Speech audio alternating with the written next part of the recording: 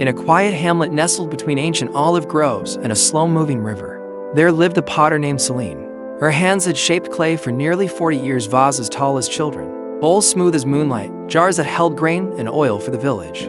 Each piece left her kiln, perfect in form, yet she never kept one for herself. "What use have I for beauty that sits idle?"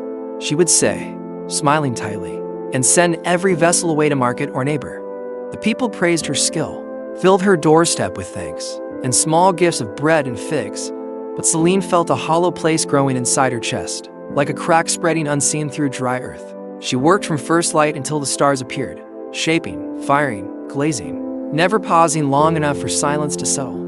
When the village slept, she stayed awake grinding pigments or repairing the wheel, afraid that stillness would force her to face the question she carried. Like a stone, who am I when my hands are empty? The years had slipped past in endless motion, and now her fingers trembled slightly when she centered the clay.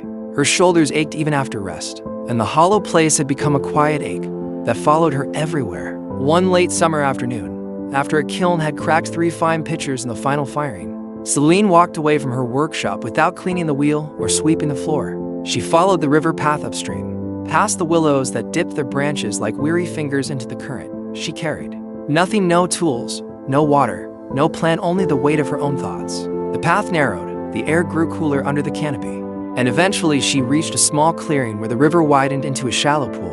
Ferns grew thick along the banks, and sunlight filtered through in soft golden shafts. Celine sat on a flat stone worn smooth by countless seasons, took off her sandals, and let her feet rest in the cool water. For the first time in decades, she did nothing. No shaping, no repairing, no planning the next day's work. She simply sat. The river moved past without hurry, carrying leaves and tiny twigs. Dragonflies hovered, their wings catching light like stained glass. A breeze stirred the ferns, and somewhere a dove called once, then fell silent. Celine closed her eyes and listened not to answers but to the absence of demand. Memories drifted up like bubbles from the riverbed, her mother teaching her to press thumbs into soft clay.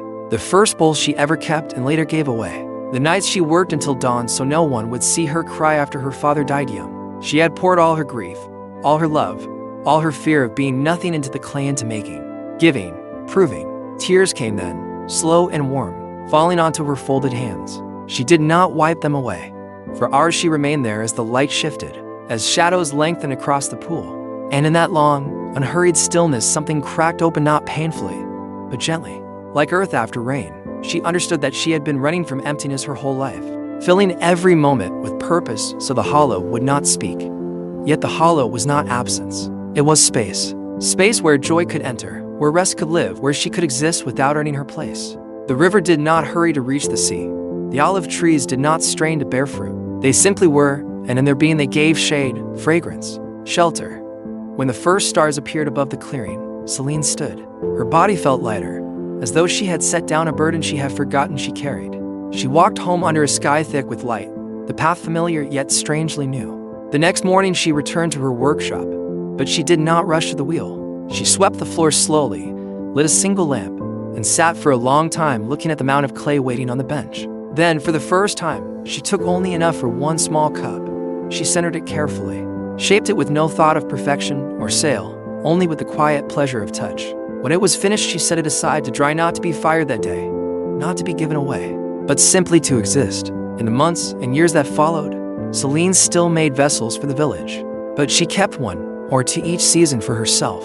She placed them on a shelf by the window where morning light could touch them. She drank water from them, filled them with wild flowers, let them hold silence as well as liquid. She walked to the river pool often, sometimes with others, widows, tired mothers, young men unsure of their path who sat with her in wordless company.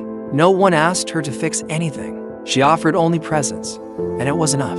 The moral is short.